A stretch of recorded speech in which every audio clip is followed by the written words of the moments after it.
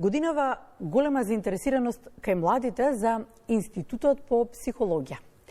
За убавините, за можностите и секојдневните предизвици на оваа професија. Како е да се биде психолог? Денеска разговараме со Александра Мишовска, таа е семеен терапевт, но дипломиран семенолог, психотерапевт. Добро утро. Добро утро. Добро утро. Добро утро. Може да започнеме со првото прашање, како одговор на тоа какви се секојдневните предизвици, зашто вие избравте токму оваа професија? Па пред се морам да кажам дека од мали нозе сум влюбеник во науката, особено од незините бенефити и придобивки. Оттаму јас сум семеен човек и семејството секогаш ме фасцинирало, особено релациите кои што ги остваруваме како нели со нашите најблиски чинови, така и со нашето останато обкружување. Оттаму се роди идејата, меѓу другото, умот мислам дека особено мозокот како орган е еден од, за мене, можеби најинтересните, најпредизвикувачките органи, така да можеби тоа е единствената причина, една од многуте, нели, така. Сега, дали искуството во професијата одговори на очекувањата, дали одговори на она што си го предпоставувавте, како би требало да изгледа една професија психолог? Па можам да кажам дека одговори, така. Сега видите, по завршувањето на факултетот дополнителни се, нели, потребни се многу дополнителни обуки како би биле еден комплетен терапевт, така да можам да кажам генерално одговори, да. И на моите очекувања, и на моите сакања, така. Што подразбира вашата работа како психолог? Често знае да се помеша со психијатар, па добро, што влегува во вашиот домен на третирање? Така, ако би можеле да направиме некоја не толку строга граница помеѓу нели психолозите и психијатрите, првенствено што психијатрите се доктори по медицина и во нивната работа покрај разговорот често пати и медикаменти се употребуваат, медикаментозна терапија, додека кај нас процесот на лекување, условно ако можеме така да го наречеме, е единствено преку разговор. Но секако во нашата работа, доколку увидиме моменти во кои што е потребна нели помош од нашите колеги, секако дека и нив ги вклучуваме во процесот. Секоја професија, особено во ова современо време кое што е турбулентно, во секој поглед, кое што брзо напредува, рапидно, секоја професија бара секојдневно учење, надоградување, искуството си го прави своето нели дополнително. Колку вие сте како психолог, колку останавте имуни, професионални во професијата, затоа што нели на крајот на денот сепак сите сме луѓе, без разлика која професија ја имаме. Одлично прашање. Така е, навистина, пред се и ние сме нели луѓе со своји емоции, со своји чувства, потреби и така натака. Но видете, нас, како да кажам, образованието и струката, меѓу другото и повеќе искуството не учи да имаме механизми, да ствараме механизми како пред се би се заштитиле себе, а индиректно би ги заштитиле и нашите клиенти. Меѓу другото, постои нешто што се вика супервизија, тоа се тим од наши стручњаци, и кога постои никакво думење или недоразбирање, тогаш секако дека бараме помош и од нашите колеги. На тој начин превенираме, меѓу другото, и ние, како би рекле, нели, професионално бурнаут да изгориме и да се заштитиме и себе си пред се и клиентите, секако. И како успевате во тоа? Еве, ќе направам нека споредба, кога се подготвувавме за разговорот, работата со луѓе е најтешката работа. Ние ја работиме истата, со колку различни карактери сме постојано во допир, различни приказни. Кај вас можеби се и поотворени приказните, па ги слушате, не дека и тука не ги слушаме исто и ние животните приказни, но како успеавте да останете и успевате да останете професионални? Кој е механизмот? Така, видите, треба чисто и ние да си помогнеме. Така, за да воспоставиме една добра релација помеѓу клиентот и терапевтот, мора да постои пред се доверба. Значи, најважното е клиентот, тоест терапевтот да знае да го разбере и да го нели да ја разбере неговата потешкотија со која што се случува. Тоа е првиот чекор, воспоставување на таа сигурна база. Тоа значи семејството на некој начин ни дозволува ние да навлеземе во неговата семејна структура. Во интимната. И на така во интимната, и на тој начин тој станува многу ранлив.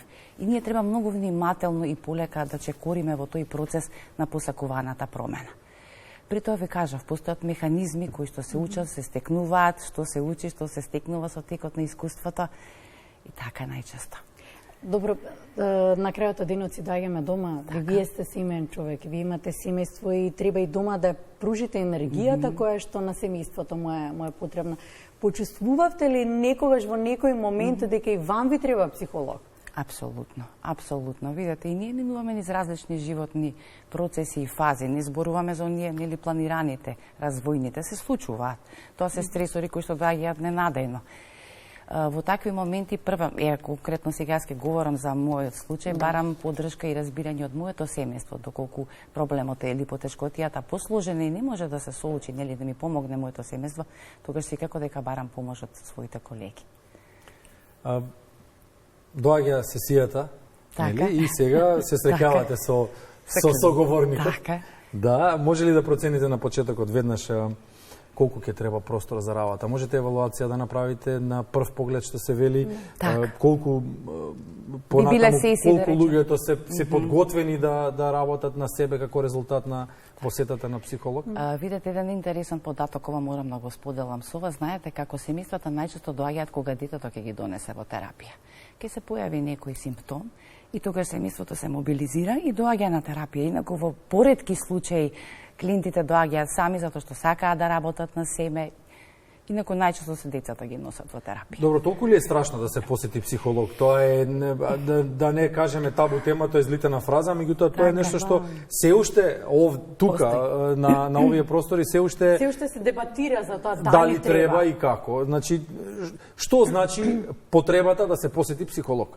Така, ја видите, мислам дека секој индивидуа би требало да посети психолог или психотерапевт или семеен советник, затоа што знаете како разговорот, еве седиме на кафе, ние сме пријателки, си дискутираме, и тоа е еден вид на терапија, но сепак разговорот со стручното лице е, како да речам, понекогаш и повеќе од потребен. Без разлика дали е потешкотијата помала или поголема, ние можеме да се носиме, но какви последици таа остава врз нас, тоа е моментот кој што нели често треба да си го поставиме. И оттаму мислам дека би била појдовната точка која што можеби би не терала да посетиме. Не е страшно, навистина. Видете, една сесија оди преку разговор, таа трае отприлика 1 час. На првата средба е запознавање, го запознаваме клиентот, ги запознаваме семејството, начинот на кој што ти функционираат правилата и така натака. И потоа одиме од сесија во сесија. На првата сесија видите како зависи од клиентот, колку е тој подготвен, како што кажавте ви, и отворен пред себе си да се помогне на соработка. Доколку веќе доаѓаат со увид и решени се, тогаш иде брзо. Сепак е индивидуална работа, но видете, тоа може да трае од, да речеме, месец, 2, најмногу до 6, зависи од потешкотијата. Како одиме со времето, така се разреднуваат сесиите и на крајот веќе од кога сме ги воспоставиле трајните промени, сме ги постигнали резултатите. За тоа ќе зборуваме подоцна. Да, сега на современиве деца не им значи тоа ништо, меѓутоа нам ни значеше многу кога ќе кажат одиш кај психологот на училиште. Значи тоа беше некој не страв, туку тоа беше па и страв. Па добро, страшно беше за нас, значи нешто страшно си направил.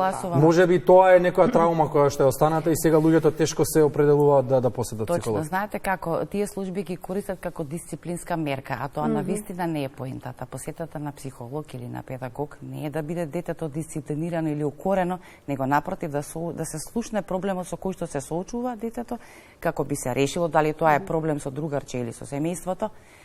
Така да може би и од таму потекнуваат тие предрасуди и стереотипи, како да кажам. Токму како што кажавте, тие кадри се користат како механизам на дисциплинирање, а не треба да биде така. Александра, колку народски кажа, но еве уште во првата сесија знаете со кого си имате работа. Веќе веројатно искуството си го прави своето, па можете полесно да процените и знаете во процесот веројатно какво течение ќе има, но колку пати сте се изненадиле самите себе, па сте требале малку и во терминологијата да погледнете, па можеби во книгите да се навретите, да истражувате, дополнително и вие да се подготвите за некој клиент. Така и Јована во право сте, знаете, понекогаш можеби на првата средба ви се чини дека тоа ќе трае некои си 5 или 6 сега. Но никогаш се случува да ви истапат на следната сесија, да ви дојдат со сосема друга тематика и тоа вака како велам, да ви истресат чантата пред вас, да ги стават сите работи, потоа тоа е, говорам на крајот на сесијата и заминуваат, а вие останувате во прашалници, што понатами и веќе осмислувате следната сесија, што ќе се работи, ќе проширувате. Така да не можам да кажам дека јас со сигурност би кажала на првата сесија, сигурно сум дека ова ќе трае толку или толку.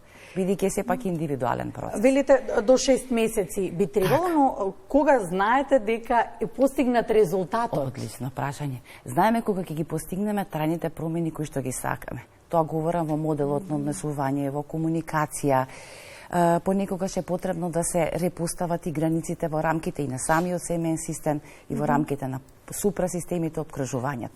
Значи, кога ќе ги постигнеме тие трајни промени, поради кои што клиентите иницијално се јавиле на терапија, тогаш знаеме дека успешно сме го завршиле процесот. Луѓето не се статистика, меѓутоа, еве, јас доаѓам од областа на спортот, од сферата на спортот, па таму статистиката има некаква улога во сето она што се случува, нели? Каква е вашата статистика на успешност? Имате ли некој процент на вие што сте ги оцениле како успешни, да не кажеме сега случај, бидејќи случај е многу тежок збор, нели?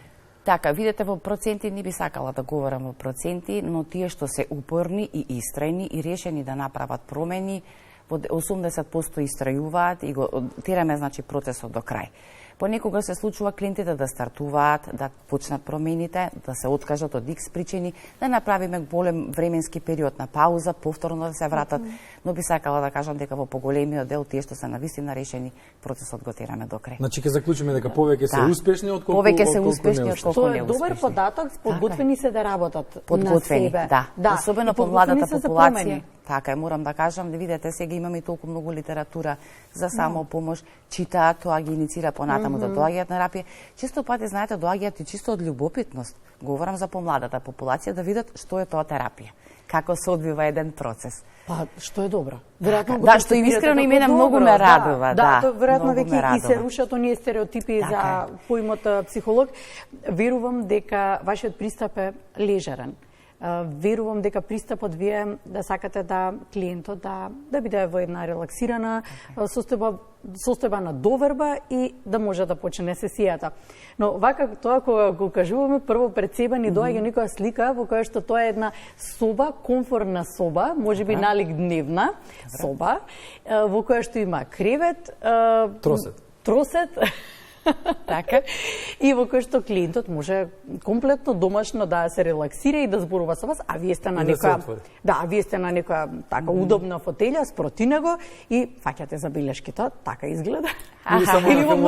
Или ова многу филмски го прикажавме. Па слично, видете, пред се мора просторот да биде многу пријатен.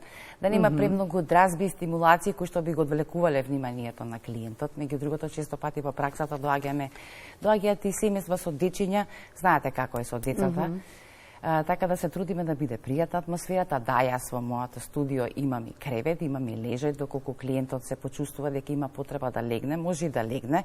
Некогаш правиме и техника на дишење како би го опуштиле, нели, првата средба е секогаш, па да речам, не е стресна, ама нели имаме некоја блага трема, така. Да, поголема возбуда, веројатно. Така. Добро, кога ќе се појави семејството, кој е поотворен? Децата или родителите? Се отвораат ли децата искрено? Имам и подпрашање. Кој, се извинам, подпрашањето е, кога веќе ги споменуваме децата, родителите, кој повеќе сака да работи на себе, односно да ги каже проблемите, мажот или жената? Затоа што можеби мажите во домашна атмосфера не толку отворено сакаат да зборуваат, но кога има некој човек од надвор, тоа често сум знала и да го прочитам во тие некои психолошки книги, дека е полесно бараат потврда од некој. Вистина е тоа така, на мажот му треба потврда, на жената не. Тоа е вистина така или не? Видете, јас таква генерализација не би сакала да направам, но праксата некои слични факти кажува. Видете, децата се најискрени во терапијата и генерално во животот се најискрени, така да кога ќе дојдат во терапија, понекогаш знаете да кажат нешто што можеби родителите би сакале да го проголцаат, па тоа влегува во терапија, отвара други процеси. Да, најчесто жените се тие иницијатори кои што тргнуваат да бараат помош, ако нели не можат да се снајдат со механизмите кои што ги имаат, бараат и стручна помош. Знаете како мажите во почетокот на првите сесии се потивки, а потоа не потивки сакам да кажам. А како минува времето, они стануваат послободени, пред се затоа што се можеби за прв пат и разбрани и сватени. Ненамерно велам, не дека жените не знаат да ги разбираат своите сопруги, но тоа е поинаку. Така да се охрабруваат и потоа тече процесот и полесно, да кажам. Тешко нам. Тешко нам го забележав како се издиша. А видете, ние сепак сме така секогаш оваа тема. Убава сесија. Да, убава сесија, да. Оваа тема е неисцрпна, толку ни е времето, но во секој случај убав податок и навистина ми беше драго што го слушнав тоа кога велите дека младите доаѓаат повеќе. Значи имаме една друга генерација што ветува промени, а ги сакаме тие промени, нели? Промени на подобро, да. Да, се е за подобро. Да. Ќе бидете изненадени колку подготвени доаѓаат, со какви термини, со какви знаења владеат, да. Затоа велам тоа искрено ме радува и се надевам дека тој тренд ќе продолжи и понатаму. Да. Александра, благодариме. Благодариме за поканата. разговорот. Тоа беше Александра Мишовска, дипломиран семенолог, психотерапевт во првото гостување за денеска во Македонија наутро.